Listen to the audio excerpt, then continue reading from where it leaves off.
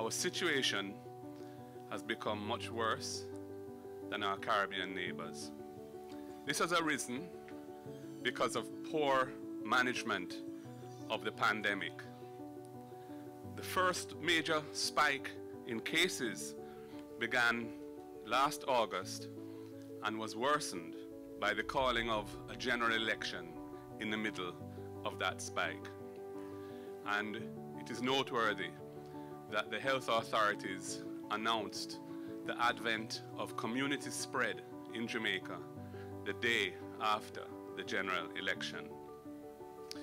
Then, over the Christmas period, we witnessed the usual heavy influx of returning Jamaicans for the holidays.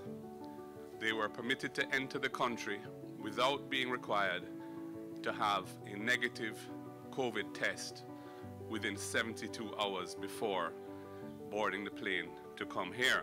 As the crisis worsens, we hear less and less from the Prime Minister. In the earlier stages of the pandemic last year, he held lengthy press conferences on a daily basis. Now, we hardly hear from him as the crisis unfolds. He seems to be in hiding. Other countries have placed orders and secured sources of supply.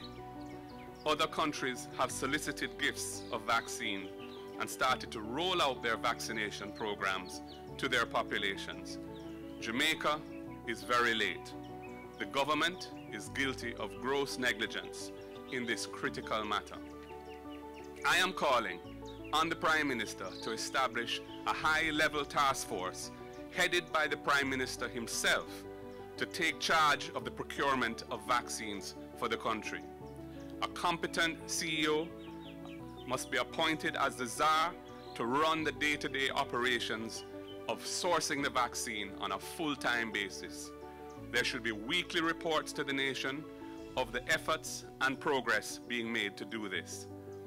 The approach currently being pursued, which appears haphazard, ad hoc, and not transparent, must end.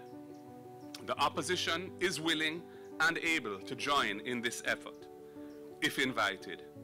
Jamaica needs all hands on deck to save the day.